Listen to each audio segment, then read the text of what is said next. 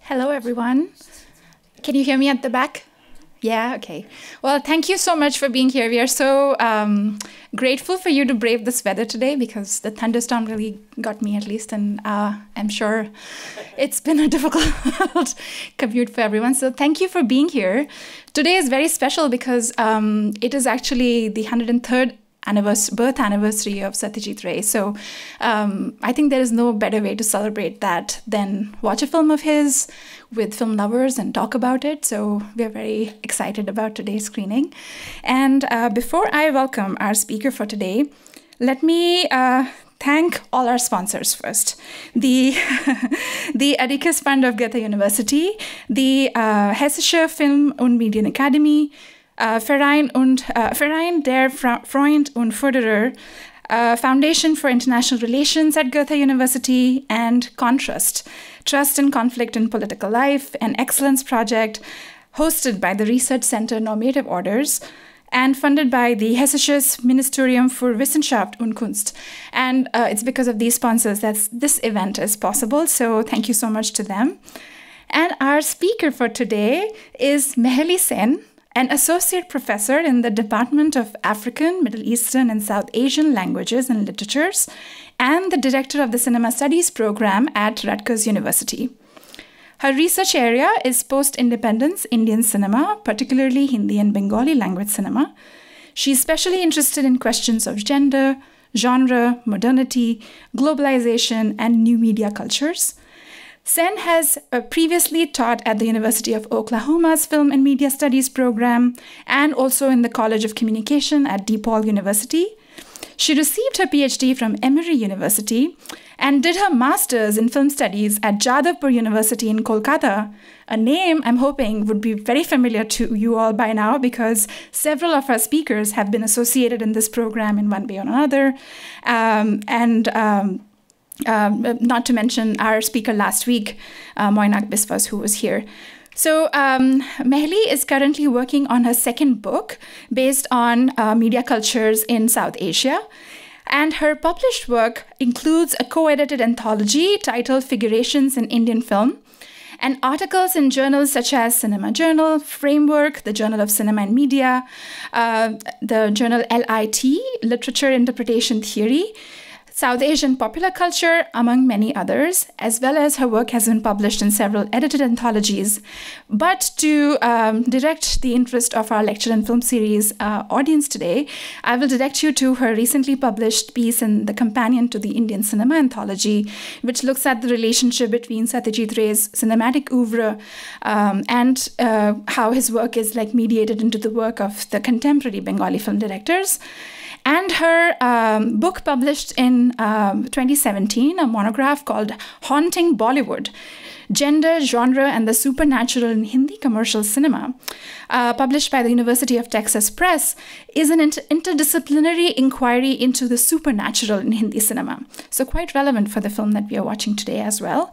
And draws from literary criticism, post-colonial studies, queer theory, literary criticism, and post-colonial studies, cultural studies, and be it Gothic ghost films of the 1950s to the snake films of the 1970s and 1980s to more contemporary zombie and vampire films. The book has it all. And persuasively argues that the supernatural is dispersed among multiple genres and is constantly in conversation with global cinematic form. So this makes her the person to talk about the film that you're going to see today, MONIHARA, or The Lost Jewels. And she will also be referring back to the film DEVI, which we saw back in January, and as part of our series. So please join me in welcoming Meheli Sen.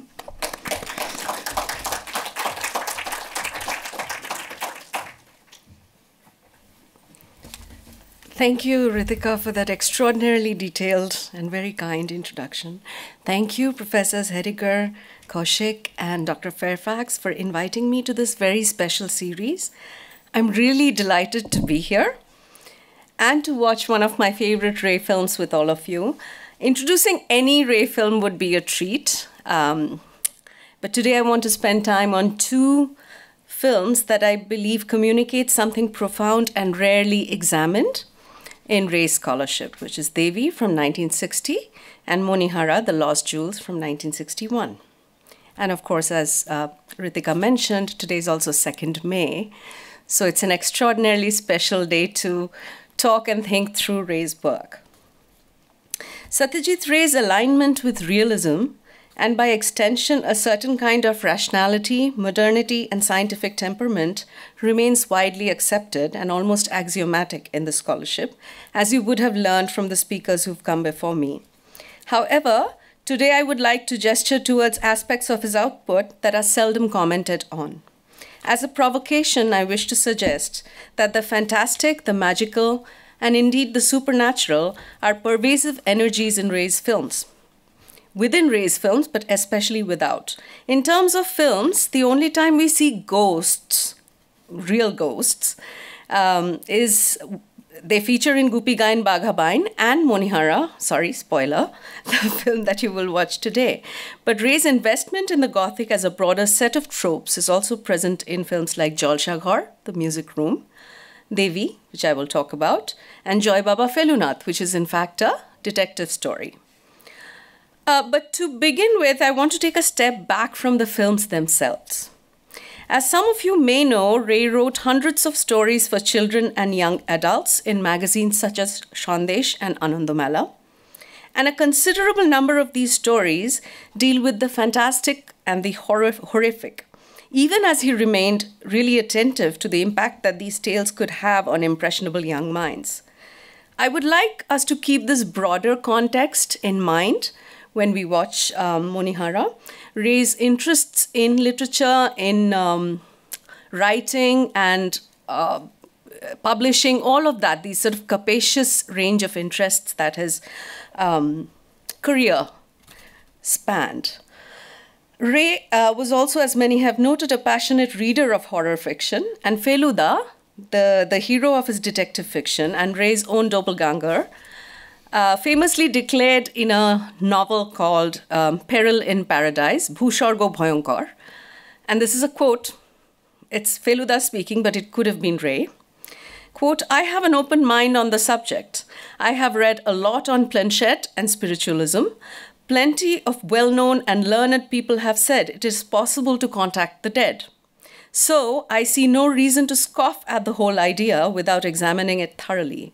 However, I'm fully aware of the fraud and deception that often takes place in this particular area. It all depends on the genuineness of the medium, isn't it? So medium here being the medium who would have the dead person visit, right?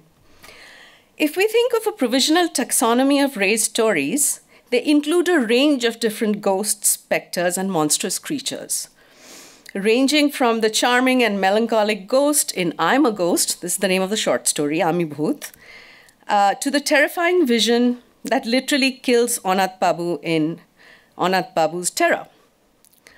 There's a vampire in Badur Bibhishika, the vicious vampire, and a monstrous carnivorous plant in the hungry septopus. Terrifying Chucky-like dolls come to life in Fritz and Bhuto.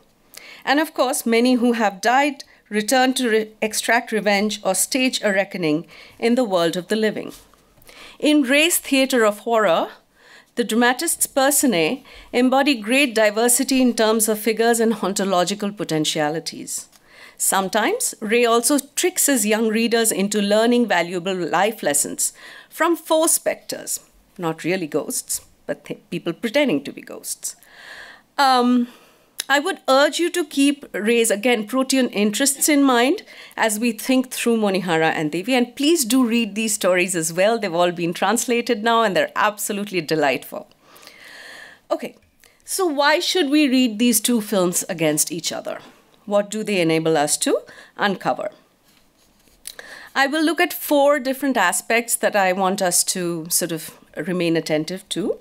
First, both the films are deeply Gothic in the impulses and energies that they encompass. There is a darkness here that's both literal, as you will see, and metaphorical.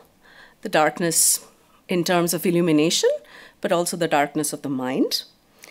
And the supernatural, superstition, and the tenuousness of rationality, even as both of the films grapple with discourses of modernity.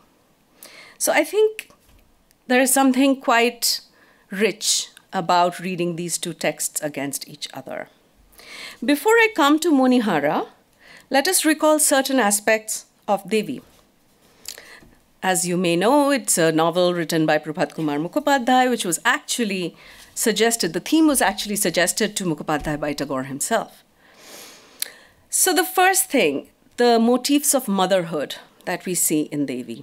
Right? Dayamoyi, played by Sharmila Tagore, is not a biological mother, but is affectionately addressed as such, as Ma, by Kali Kinkor, the father-in-law, and many others in the household, including the pet parrot. Right.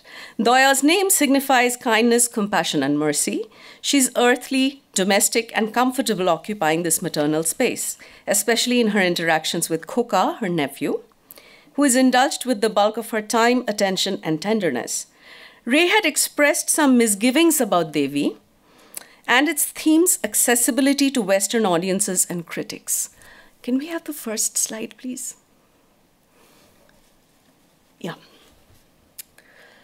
So he wasn't sure that the film would really make meaning to audiences outside of South Asia. If Daya is lovingly addressed as Ma, the goddess too is subject to a similar axis of familiarity and intimacy in this part of the world, in Ray's part of the world. Perhaps it is Daya's ease in inhabiting these metaphorical spaces of motherhood that leads to her tragic fate. Kali Kinkor can deify, edify, and pedestalize her as the real goddess with minimal opposition. Because she's always already almost Ma, even without being a biological mother. Second, and this is something that I want us to hang on to when we watch MONIHARA, DEVI is also a drama of modern conjugality and the slow maturation of the modern companionate marriage. In Daya's burgeoning relationship with Uma Prasad, we see the beginnings of the formation of the modern companionate couple, a promise that by the film's end remains unfulfilled. Ray uses his favorite motif of the handwritten letter to signal the deepening romantic and sexual bond between the young couple, as Uma insists that his wife write to him every day while he is away in Calcutta. Attentive viewers of Ray's cinema will recall that the same actors, Soumitra Chatterjee and Sharmila Tagore, had played Opu and Apurna in Opur Shangsha just a year before in 1959, and a similar exchange regarding handwritten notes had also animated a sequence in that film. Can we watch the first clip? Both films, that is DEVI and MONIHARA, also address the struggle between old and new patriarchies. Uma's modern, scientific, and progressive rationality must struggle against a different and more entrenched scripture and ritual-based knowledge system. The English education that you hear about here is, of course, aligned to modern scientific studies that he's pursuing at the university in Calcutta, which is why he has to go away from his ancestral home and his young bride to pursue his career, his studies. We see the conflict between the two worldviews and indeed two different forms of patriarchies. And it's important to stress that they are both different forms of patriarchies. When Uma first returns to the village to witness with horror Daya's deification. For those of you who have not, how many of us have seen DEVI? Okay, most of us, fantastic. When he witnesses with horror what has happened, what has befallen his bride in his absence, right? He rails against his father Kali Kinkor, calling him a delusional madman. It is not Kali Kinkor's lengthy quotation from Sanskrit poetry that temporarily silences Uma, but the shock of the miracle. An ailing child recovers from a grave illness. By this time, despite Uma's protests, Daya's fate is nearly sealed. Can we see the second clip, please? This is after Uma has come back the first time. So the schism between rationality and irrationality, scientific temperament and superstition are fairly schematic in DEVI, but also in Ray's work, nothing is so schematic. So it's Daya who's going to form the missing sort of the link between Kali Kinkor and Uma, And she's going to become the tragic link between the two, right? Both of whom claim her.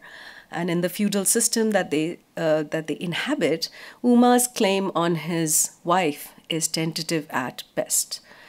Bigger structures, older structures have equally strong claims on Doya's body and life, right?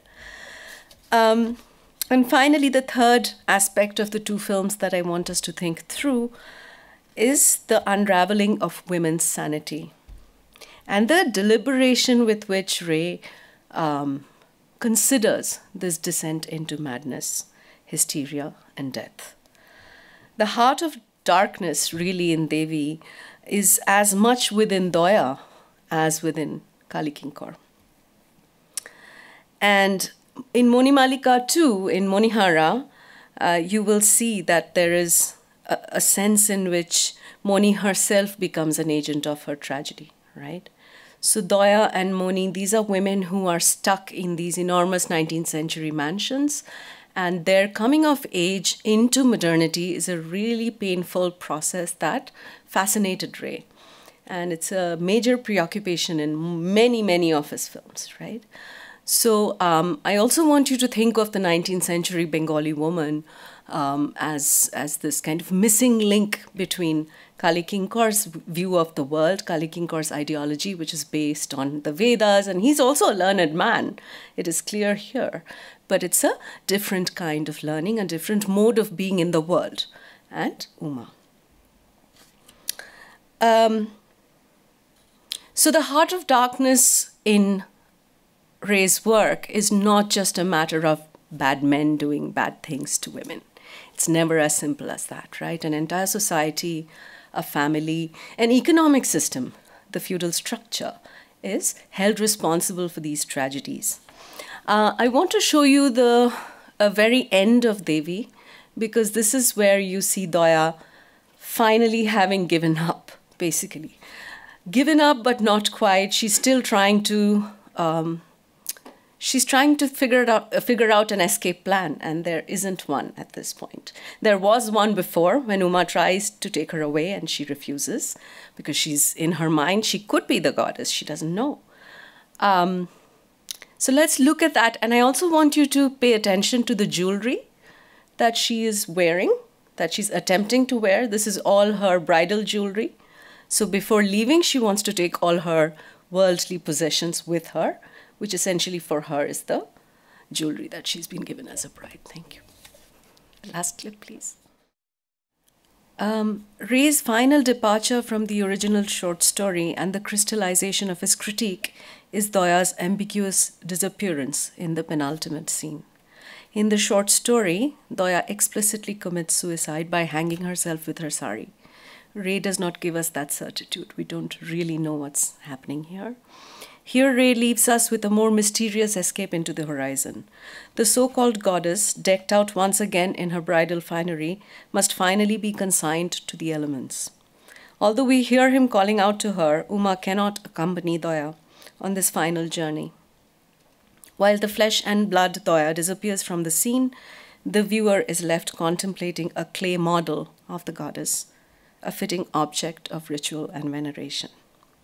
I want you to also keep this gradual spectralization of Doya in mind when we watch Monihara, and think about Monimalika's disappearance, and to see what how Ray is trying to theorize or critique these impossible situations that women find themselves in, and what kinds of escapes or exits are available to them in 19th century Bengal.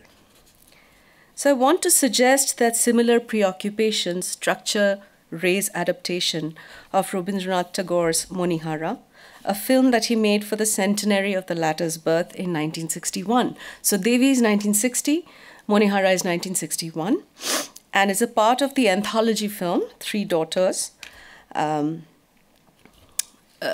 And I believe when the film was first released in the West, it was released as Two Daughters. So it's interesting to think of why the episode that was excised was in fact Monihara. So a lot of people actually watched it as Two Daughters. Monihara was kind of done away with. With MONIHARA, some of the tropes I've been tracing so far through DEVI, especially the register of ill-fated and misdirected desires and attachments, also congeal. Ray makes full use of the cinematic medium, particularly cinematography and sound, to distill the core of Tagore's tale in a film that remains sumptuously Gothic. And we can talk maybe after the screening a little bit about what drew Ray to these Gothic motifs again and again. Shumangala Bhattacharya has persuasively shown how Tagore's use of the Gothic makes visible the, quote, ambiguities and poignancy of changing gender relations in 19th century colonial Bengal, unquote. Ray, I suggest, does much more with his source material. He takes the core of Tagore's story and does a great deal to it, with it. Certainly, Tagore expends considerable wit and energy in elaborating the pitfalls of Ponibhushan's edification of an alien modernity and the couple's struggles to inhabit the emotional and affective contours of a companionate marriage. So, like in DEVI, also in MONIHARA, you will see the beginning of a companionate couple and the husband's attempt to concretize that relationship as a modern marriage of equals.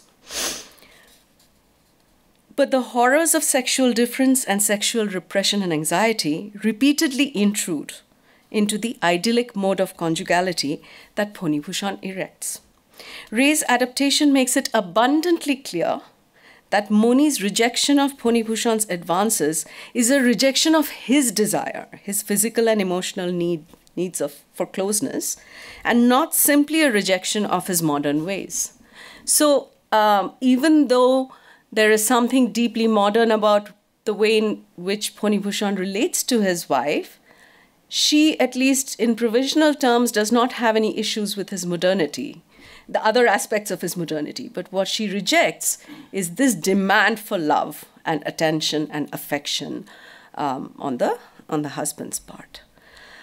Childless, and again, think of Daya also being childless, but being called Ma by everyone. Childless and thus barren in Victorian terms and deeply neurotic, Moni Malika's descent into insanity is signaled by her excessive attachment to jewelry. Again, the trope of jewelry will come back. Her Stridhan, the only objects she treasures in the world. But even before the crisis erupts in the story, and I'll not give it away, there is a crisis that happens, Ray uses mise-en-scène and particularly cinematography to emphasize the disjunctions in desires, the inability to communicate and see eye to eye, by framing the couple repeatedly against two-dimensional surfaces, like paintings and mirrors. There's a very important scene with the aunt's painting. Please look out for that. It's a painting that they talk about in the film. And quite frequently, Ray refuses to provide seamless eyeline matches. We know what eyeline matches are, right? We know that when some character is looking at another character, you know where they are relative to the first character in the frame. Can we have another slide, please? Yeah. Moni Malika, and please look out for these images in the film. Moni Malika turns her back on Ponibhushan repeatedly, a premonition of what's to come, her final act of desertion. In fact, Ray's signature shot in MONIHARA underscores her refusal to face her interlocutors, including Bhagirath the servant and Madhav, we think the former lover. Moni Malika faces us and the camera instead, continuously wary of exposing her feelings or perhaps exposing her encroaching madness. She hides her true self, just as she hoards and conceals her jewelry from prying eyes. Next slide, please. In several shots, Ponibhushan looks at her lovingly while she looks elsewhere.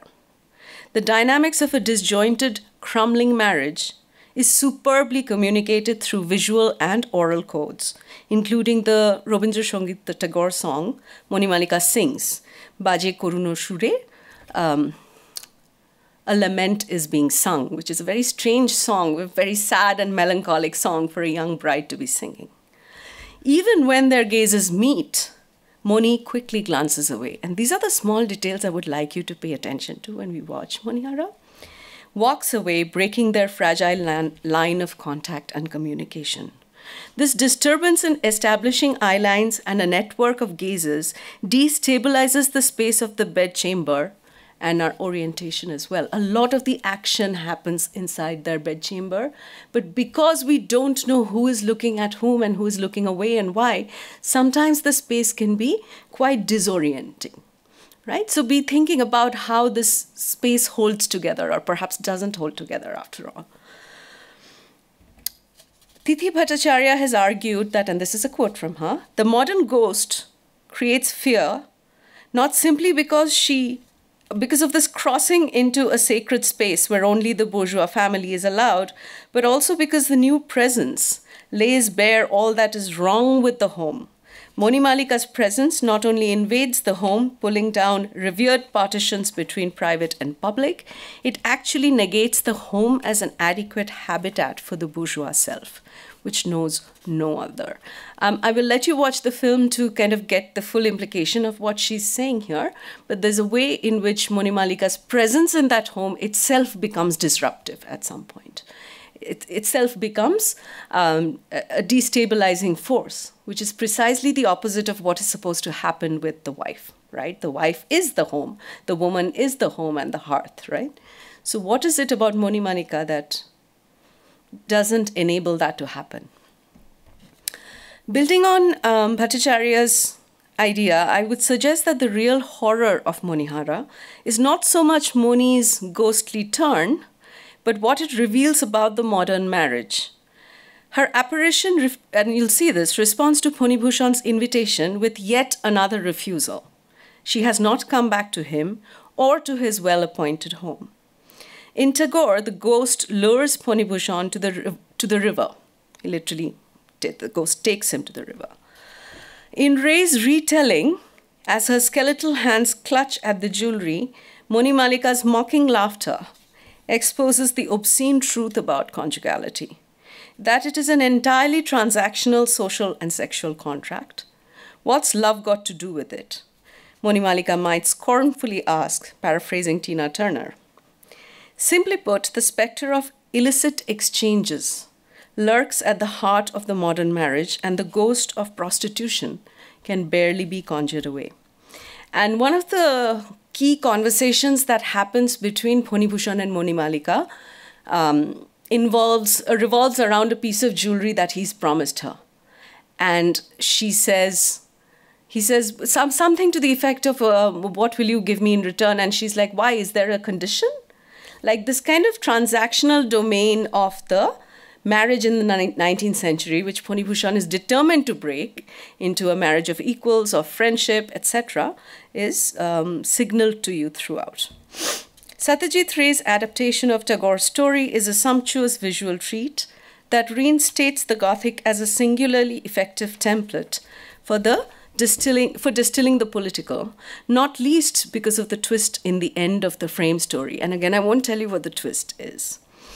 But Julia Briggs has reminded us that, quote, part of the value of an inset narrative is the opportunity it provides to create a tension between narrative and frame by setting up contrasting moods or narratives, a sense of rocking between different conceptions of the universe, different kinds of explanations. In other words, the frame story and the story within the story are doing two different things, perhaps. So look out for that.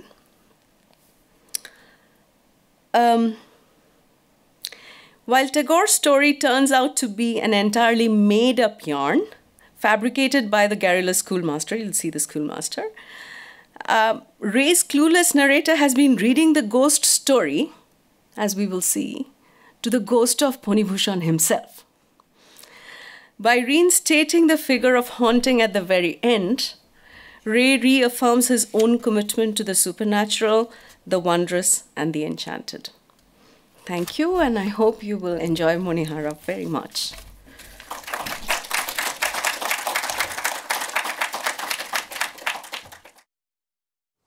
It's hard to talk about that film right after that climax, I think. It just hits you a bit too suddenly. And there is also like I guess, layers to that climax, right? Like it seems both with the skeletal hand and the funny Bhushan's like ghostly specter that disappears. But actually, since you prepped us so well for thinking about the space in this mansion, which is limited to the space of the bedroom in a way, which is kind of the site of conjugality, but at the same time, I realized much later in the film that it was that site that was missing for me, like till quite like halfway through the film, when I noticed that the bed was in this like front of the room. Like it didn't occur to me that that's where the bed was till Madhusudan, the so-called cousin, comes and sits on it, and it's kind of clear that he's not a cousin. But I was wondering, like, what you thought of that, like how that the use of the bed in such a confused space, and there's of course a lot going on there with the childless couple and this kind of lack of reciprocation of romance between them. Where does that bed kind of fit in, and why the only person sit? I mean, they never sit on it together, which is such a stark contrast from the DEVI clip that you showed us. Where this like intimacy is kind of being staged on the bed, but here like the only person who sits at the first time on the bed is Madhusudan, and it's like very unclear what business does he have sitting on this like bed. It seems like an intrusion of a space that he probably has no business sitting on, but claims it. So what's going on there? Like what yeah, please tell us. Oh my goodness, yeah. I mean, that is the bed is the point, right? That the bed is positioned in this awkward, you would think that the bed chamber would have the bed towards the window. Yes. But there's only this kind of a divan type thing with where she sits and sings, which is near the window, and the bed is closer to the door, which is quite unusual because, you know, the bed sort of implies conjugal privacy. There is that screen near the door. But yeah, Madhusudan's presence is transgressive. Madhusudan's presence in that bedroom is a violation of the codes of 19th century conjugality. And it's clearly indicated that he's not a cousin, he's a former lover of some sort. We don't know to what extent they were involved, but she harbors a lot of resentment and anger. That too is made very clear, that she's not initially happy to see him. But yeah, I mean, and I don't know if you guys noticed, but he picks up a cane that belongs to Pani Bhushan, and he toys around with a couple of them and then tosses it. I mean, the cane, right? So, I mean, I feel like this film is about fetish in the most fundamental way. And DEVI is also about fetish in a fundamental way. And so that's another reason I like reading them against each other. That these sort of misplaced desires and constant displacements of desire, right? I mean, she wants jewelry, he wants her, and the only way he can have her is to give her more and more jewelry, and she's fixated on these baubles. And yeah, I mean, the subtitles went in and out, I felt like. Yeah. So you basically missed that conversation I was referring to where he says, now I will give you more jewelry, but, and then she says, is there a condition attached to it? So she's constantly seeing this as a transactional relationship, that she somehow performs the wifely duties, although she's not done a very good job. She arranges flowers, that she does, but she hasn't been able to produce an heir. And so she constantly reduces this marriage to transaction, which is why when the financial crisis happens and he's going to Calcutta to raise money, her first thought is, oh, he's going to take my jewelry. Whereas that's not, you know, that's not something he has even thought of or imagined at all. So it's I mean, Ray, it's a drama of psychosexual anxiety. And I feel like the bed and the bed chamber, and the only other sight we see actually is that corridor outside. And if you've, and I find it quite disorienting, this whole bed chamber thing, also because she turns away from us so much. I mean, turns towards us and away from the people who are speaking to her.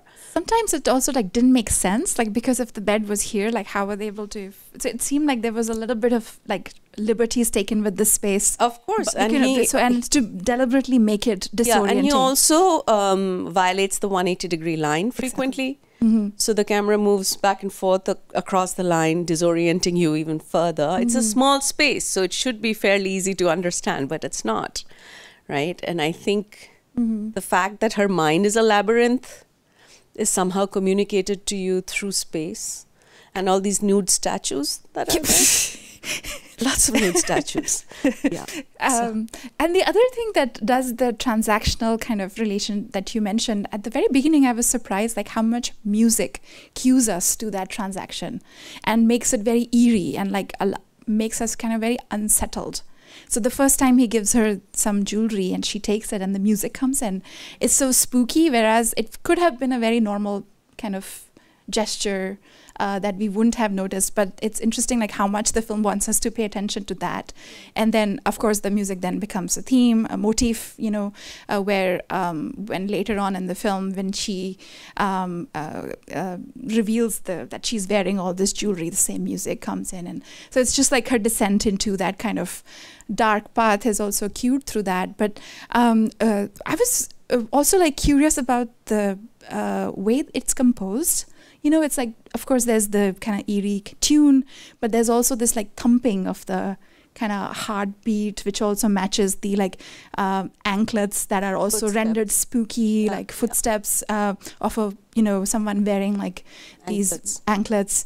And if like there was any thoughts you had on that, like where is this something that we have seen elsewhere, or is this because I don't think DEVI has this kind of like it's but very muted. The motif of the ghost's excessive attachment to jewelry is a motif that comes back in many literatures of South Asia. And I'm thinking about Shishendu's story Goinar Bakshu, which Aparna Sen made into a film, where the ghost has this box of jewelry that she will not give up and hangs on to, right? So this very strange back and forth between earthly possessions and unearthly sort of ontologies of the ghost, right? And interestingly, the anklet is always a kind of double-edged sword because it disables the possibility that a woman can move around stealthily, right? So anytime she walks, she makes a noise, she makes a sound, so she cannot be sneaking around meeting former lovers. Exactly. But here she makes her presence. In Tagore's story, actually, that period of waiting is very long. So Ponibhushan goes through many days of waiting before the apparition finally visits. But of course, it's not a conjugal visit. Yes. She's there for the jewelry. The jewels. Yeah. The sound design is quite remarkable, and the lack of the the silences also that and the wind. I mean, the sound quality was quite good. So the wind you could hear on the riverfront. It's also unclear how far the river, what distance the river is at from the main mansion. But in Tagore, he just follows her, and she walks into the river. We can also open it up for questions from the audience. I'm sure people have thoughts. Yeah, maybe we begin here. Thanks. Yeah, I'm also quite intrigued by the music, by the melody, which reminds me a lot of old scenes of Western horror movies, especially in connection to Egyptian graves. My first association was a scene from Sesame Street where Ernie and Bert are exploring an old pharaoh's cave with the mummy and so on. So I wonder how this kind of soundscape connects here with another eerie, haunted space with jewelry hidden somewhere, protected by some outlandish beings. But also I wonder how this Orientalist melody as well. I think these melodies are also draw from more from Arabic and Eastern Jewish sound systems then to exploit this Oriental connotation, how that translates in the context of Indian films, if my suspicion is right in the first place. But well, Ray was a Ray trained himself to become a composer, right?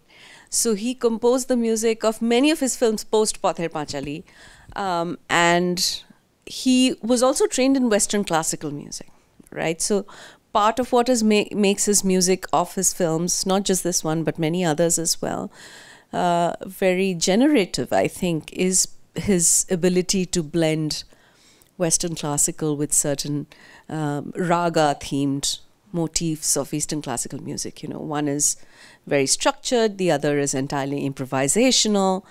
And here I think it's mainly a flute that we hear, but I don't associate it with necessarily an Oriental or Orientalist melody. Yeah, that makes sense. Yeah, it's very much what Ray would produce for a Gothic film like this. And the one thing, though, I was watching and I hadn't thought of in a bit were the taxidermy birds. Yeah. And I was constantly thinking of Hitchcock when I was watching it. I was thinking of Psycho, of course. But we don't know that Ray had any thoughts of Psycho. Well, Psycho is 1960s, so yeah, we don't know. But yeah, I mean, I don't think of it as necessarily Orientalist music. I think of it as the ways in which Ray is able to blend certain motifs of Western classical with rag-based sort of Eastern classical, Indian classical music, particularly of the North Indian variety. we had more questions. Yeah.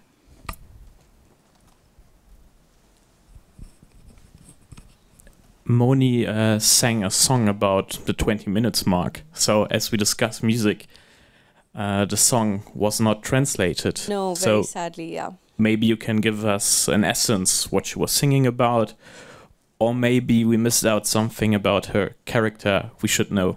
Thank you. So it's a Tagore song. So Ray was particularly adept at inserting Tagore into Tagore. So even as he's adapting a Tagore story, he's also using a piece of Tagore's music to draw those associations together. It's a very, very sad song about, there's a sad tune, there's sad music playing, and my heart is sort of responding to that in a certain way. It's a very melancholic, sad, lonely song. And it tells you something about Moni's state of mind, because it's not that she's lonely or that she's alone. She prefers to be alone in a certain way. You know, she does not... these were the other details that did not come through in the subtitles. Yeah. So he has removed her, Poni Bhushan has removed her from their joint family, multiple generational family in Calcutta, and brought her to the seclusion so that he can have a modern marriage with her, so that they can be a companionate couple, right? That's quite a scandalous thing to do. You don't just pluck... This is what Uma could not do in Devi, right? He could not pluck Daya out of that feudal home and take... It's usually the other way around, that the couple flees to the city. Here, Poni Bhushan has fled to the village, presumably to have Moni to himself. And she also says that you know, your family hates me because I'm not a mother. And so you can imagine a series of situations in that home in Calcutta that she doesn't want to go into. So she prefers to be in the seclusion of this isolated home. And she doesn't seem particularly lonely. Perhaps she enjoys her solitude. I mean, even when she's singing this very sad song, but she seems content singing it. And at the beginning, when she's looking outside the window and is very mesmerized by the birds and peace, and it's very unclear what exactly is bringing her this peace, but that's kind of kept away from us. Yeah. But it's something there. And like you said, like it's also in the glances, right? Like there is something that she sees that we don't have access to somehow. No, and Ray does not give us those reverse shots in this film. So we don't know how far away the river is, what is the relationship between the window and what she's looking at. Is she looking at, for example, the garden that we see the schoolmaster traverse? Is that immediately under their window? We just don't know. the geography of the space is left, I think, deliberately somewhat uncertain. Also like liminal, right? Like Yeah. it doesn't seem grounded in any kind of geography. We get a sense that there might be a river or something nearby, but we don't really know where How the far eye meets away. it or Yeah. how far away it is. Oh, we had a question from Vincentia. Yeah, thank you. I want to come back to the statues, and particularly in light of what you were just saying about him taking this inheritance as an opportunity to whisk the wife away to the countryside and live sort of a modern European marriage. I mean, the statues and the art collection obviously play an important role because Ray takes great care to make us notice. And it's Bakshi Chandragupta's art direction. Yeah, and the statues, and even in the frame narrative, when he sets up the house as the location for the school teacher to read out a story, the statues is there, and they're very clearly European Renaissance Baroque period statues, highly eroticized, naked women in profile. Outside the house, and then inside the house you have similar statues. You have one that reads clearly as a fragment of a Greek statue or Hellenistic, and then there is this Chinese vase, which is completely out of place too, and it's very much an art collection of course, the rich zamindars could afford this, but these are very specific choices. And it's a very weird set of, I'm tempted to say, Occidentalist art. Exactly. That is the word. Yeah. But if you go to Marble Palace in Calcutta, which is an extant feudal mansion that is not a museum, but you can bribe the guard to get in and look at the art collection, it's exactly like this. It's entirely eclectic. It makes no sense. There's a Rubens, then there's a Raja Ravi Varma next to it, random mirrors from Italy, and lots of like vaguely Hellenistic. It's like Charles Foster Kane's collection. Right. It makes absolutely... Or a Las Vegas casino. Exactly. Exactly. But there's a narrative component to it. I mean, one of the European references that came to my mind is, of course, Prosper Mérimée Vénus d'Île, which is a romantic horror story about a guy who falls in love with a statue and gets killed by her when she takes on life, and basically comes to visit him in his room, and that's like one of the most well-known romantic horror stories in European literature, and there seems to be something of that in this in Tagore's story and what Ray makes of it as well. I'm obviously quite sure that Tagore knew the Mérimée story. Yeah, Ray does not talk a lot about the art direction of this film, which is unfortunate because he's quite voluble about the work he's doing usually in interviews and so on. But Tithi Bhattacharya's work actually looks at the European collection in that bedroom and the randomness of a Chinese, maybe 16th, 17th century vase sitting in the middle of all this. But I think the idea is that this is his uncle's collection. So the uncle who has passed on and left this mansion to him, etc.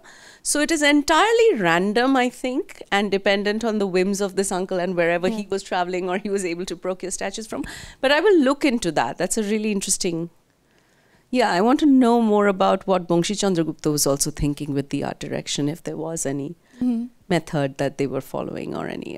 It seems to me that especially in the last sequence when we see Moni coming in, the erotic statues could not be clearer in their intention. Yeah. And even the schoolmaster does a double take when he first sees, and it's clearly a class comment that he's not from this class, so he does not really know how to respond to this naked woman statue. Yeah, sure.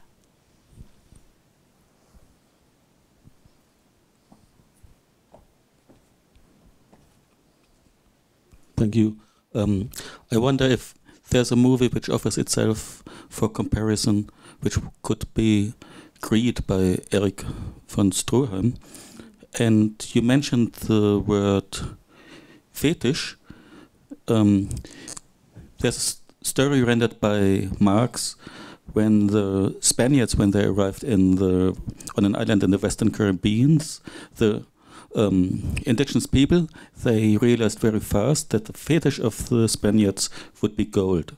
So they entertained the Spaniards, but then the Spaniards, they were shocked when at the end of the celebration, the indigenous people, they just threw the gold into the sea. And I wonder if that is also a difference between Erich von Stroheim's rendering of avarice or greed for gold.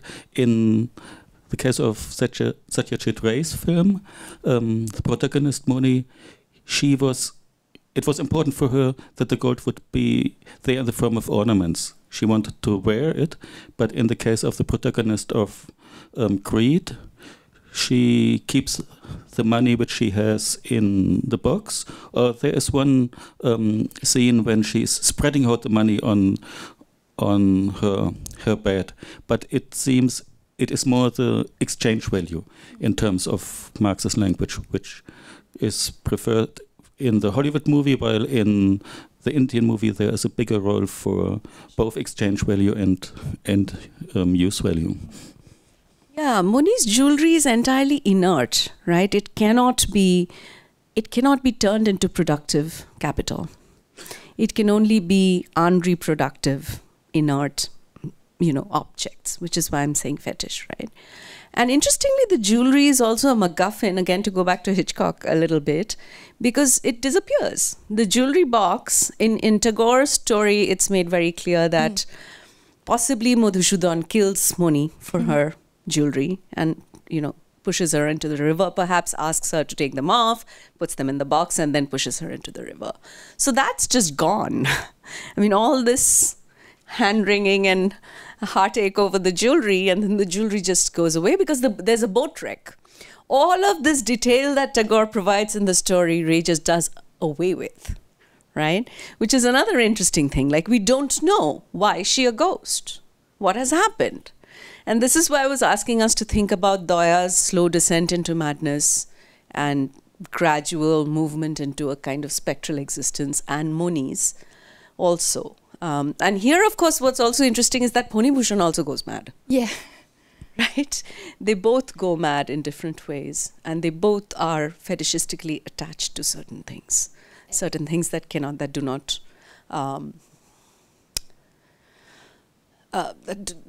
that cannot be attached to in that way.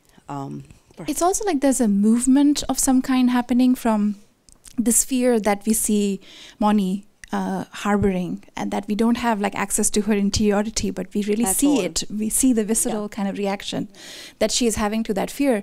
But when it gets transposed to Poni Bhushan's fear of what's happening, is she her? Is it a ghost? That I feel like we have a sense of an interiority there.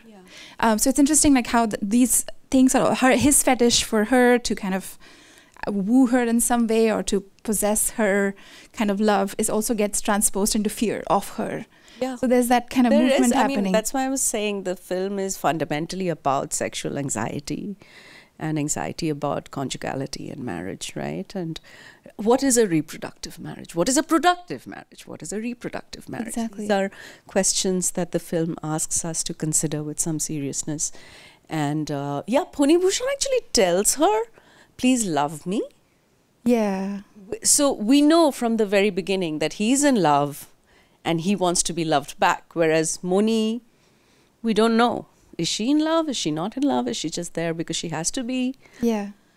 She's on a different plane. But one thing about that occurred to me in both DEVI and this film is also like the specificity of jewelry for women belonging to this kind of course, the 19th century Bengali women, but also like Indian women in general or South Asian women in general, where jewelry has a very specific connotation, which is not the same as gold, because jewelry is something that's given to a bride. And it's Sridhan, it's inalienable. Exactly. Wealth, so inalienable property, which Yes. means even if she does not control any other wealth, the jewelry that she gets for her marriage is hers to keep, even if the marriage dissolves. So that has been a part Exactly. of the legal system as well. So it has a special meaning, not just sentimental value. Yeah, and not just the use value or the transactional value that money or gold would have. So it's like the fetish that she has is also something that develops through this kind of, the pathology of it is because of, the fact that women don't have rights to property. No. But the only right that she has is to this jewelry that Yeah. she gets through the transaction of marriage. So it's, there's Yeah. something going on there that's what the fetish is about. I mean, he calls her the queen of jute because they see he's trading in jute. So he has this productive world of business and transactions and money. Money makes no difference to Moni. Which is why when she thinks her jewelry will be liquidated, it's unthinkable. Yeah. Do we have more questions? Yeah, Shagarika.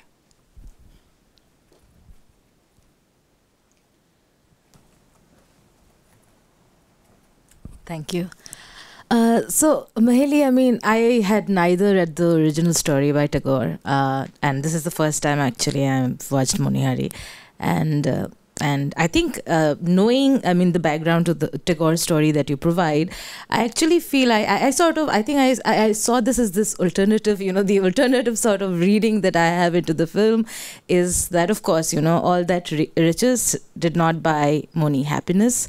And, and with her Shridhan, which is very much hers, she escapes. And I think, and that's why I sort of love that ambiguity. I think I don't like Tagore's story that ways, because it's very interesting that when it's a narration, right? It's a story. In the film, it's a story that the teacher is providing, right? I mean, either he has collected, from the tales, from the rumors that he have heard.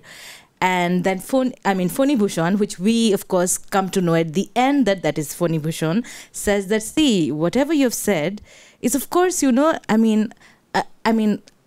is not the truth. You are missing, it's missing out on the truth. So it's also a version, maybe the inability to sort of realize that this wife of a rich person who is apparently happy and she is, she's full of gold, just leaves the marriage. And, you just know nothing about it because we don't know. I mean, the ghost is this imagination that, the bride becomes a ghost. So it's and also, the space, like Ritika also mentioned, it's so constricted. I mean, it's so tight and decay. The first thing actually I see is the decay, when the teacher Chakraborty is sort of walking and with the withered flowers and with all of that. So I actually feel that maybe, Moni escapes even before, maybe she just loses it all, like, Phoni in certain ways. But, to imagine that there is this escape, from this constricted space and along with her Shridhan, which she very much sort of, is her own. Yeah, in that version, we would have to imagine that Madhusudhan is a good person, right? That he safely ferries her back to her. But we already know he's going to try to take her gold. So, but I like how your mind is working. Maybe Moni pushes. Maybe she kills him. Yeah.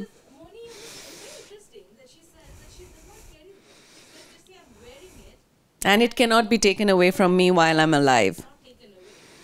Yeah.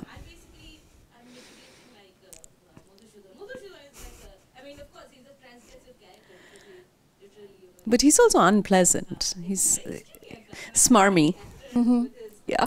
And he does the, the villain like gesture. He's very smarmy. Like, okay. Yeah, I mean, it would be an entirely different film if Madhusudhan were nice and in love with her and wanted to run away with her and all this gold. And then we could imagine a future for them. I think the film very much asks us to rethink futurity as aligned with heterosexual marriage and monogamy. And I find that quite compelling also. And yes, maybe in some other universe, Moni is living happily ever after and isn't a ghost. Yeah. Yeah. But again, this is why I was talking about DEVI as well. We don't know because the horizon is so imprecise for the woman in the 19th century. We don't, like, he cannot give her that journey, right? As a definite mode of becoming.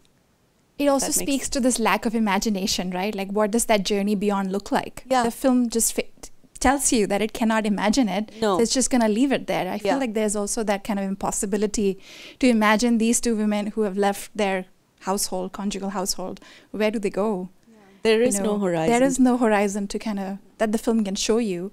So it leaves it, but not that ambiguous maybe. But thank you. Do we have more questions? Yeah. Sure. Yeah, there's the mic. Here. Yeah. Okay.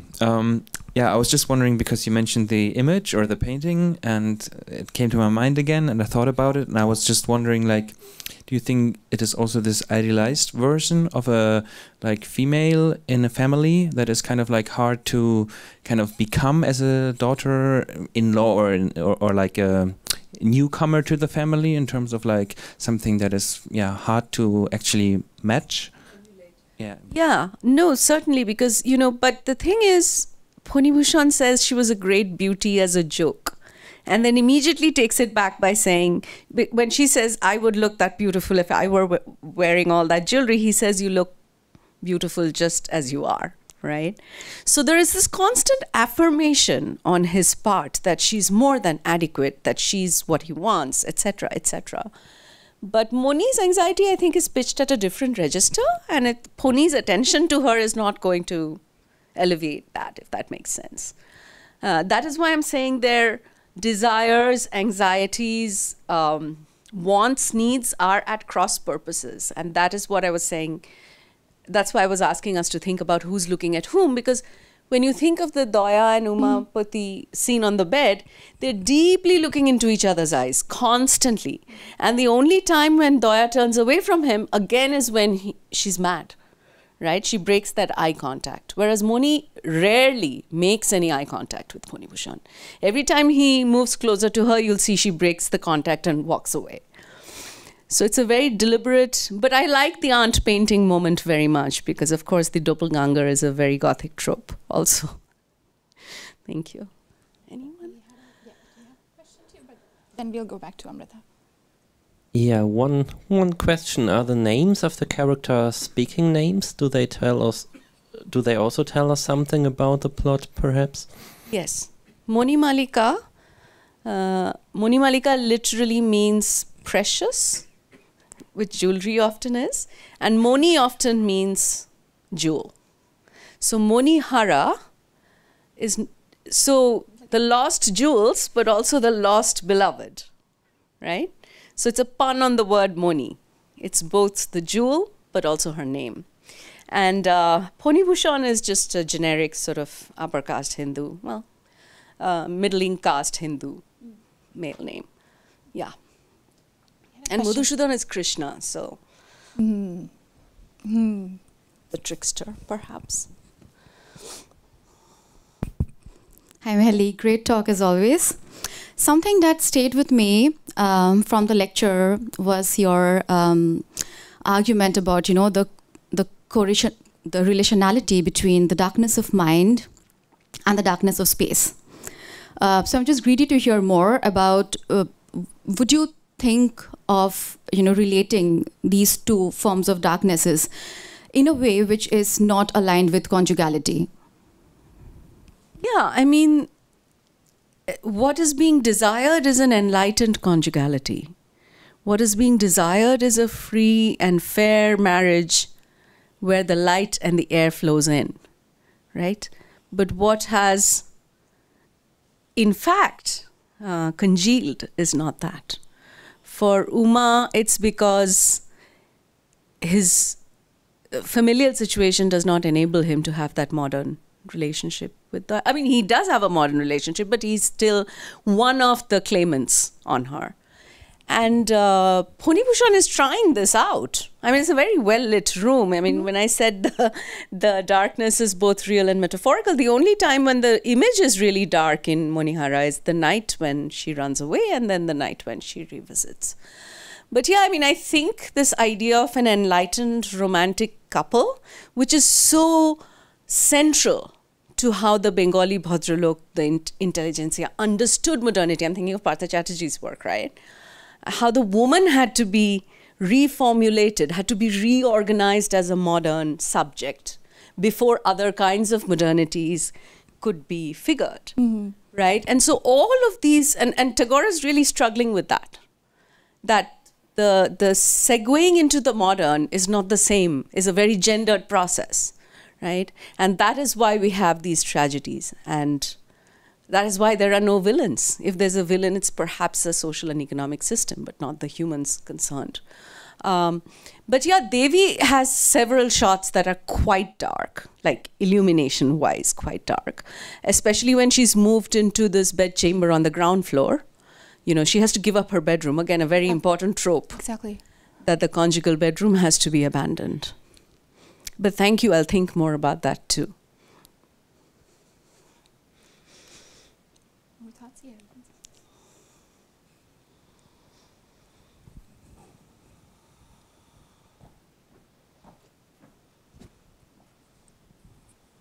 Yeah, thank you. Since we're on the topic of darkness and light, you could also comment on costumes, and particularly the male protagonist's costumes. He's either wearing black or white, and there's the one scene after the jute reserve burns up, where he's in the room and he's shown in a sort of a blackened profile, which, you know, is easy to read because dark times and all of that. But he seems to be oscillating between whiteness and blackness in the way he's shown or dressed. Yeah, no, absolutely. And he's wearing this absurd planter's suit, right? In humid Bengal. But that would not have been unusual. But when you were talking about the black and white suits, I was also thinking about that moment when we see Moni from outside the window and the curtain literally divides her face. Remember? So those kinds of cues come in through, and he's wearing a smoking jacket because the jute disaster has happened the night before, which is why he's yawning, you know, he's tired, etc. And so he's in this dressing gown type situation. But yeah, he moves between dark suits and light suits throughout. And when she leaves, she's in a very dark sari, almost entirely in black. Yeah.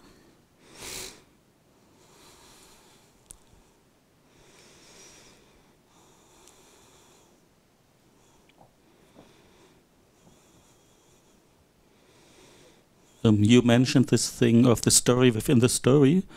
And in Indian classical literature, there is this work, Panchatantra, which goes down 5 levels of Musa or Nabin. And I have a question about the reality of the spectre or the ghost. If we go into the story in the story, then first he hears her laughter, and then he hears her ankles, and finally she appears, and we don't see her face. We don't see the face of the spectre, but then we see the bones in her hand. But it can be explained away by him turning crazy, by him turning mad. So we must not be convinced that there's a real ghost in the bedroom, but he's losing his mind. But in the story, in the framing story, we see how the person who is listening dissolves into thin air. So I think this is unexpected. It would be normally the other way around. So in the framing story, we are in a reality, in a diegetic reality, in which ghosts are the reality of the ghost cannot be denied. So, and this narrator, he is running away in panic, but he has this Mephistolic quality. So, and this makes him also, I think, an unreliable narrator. We are aware that we are watching a movie. not only because of that, but another conversation there that wasn't translated was about smoking ganja. And he says, and you see the chillum, right? You see the pipe. And so, yes, so Tagore's story is also very tongue-in-cheek. It's also kind of satirical. So he's making fun of these newfangled young men who think they can turn their wives into these beloveds overnight without giving credence to the social system that enables a certain kind of conjugality to germinate and flourish, right? So that there's an element of humor there, definitely, because again, Ray has the last laugh because the last image is of the pipe. So we don't know, is he looking at a ghost or not? Is he just rambling to himself in a dope-induced stupor? We don't know. So in both of those cases, yeah, but the point I was trying to make is this easy association between Satyajit Ray and his commitment to realism, however understood, is would be well tempered if we saw the other things that he was interested in. And he was really interested in the not real as well, in the fantastical and the supernatural, really. So, but we don't know. Yes, so in both of those stories, there may be real ghosts, there may not be. Yeah.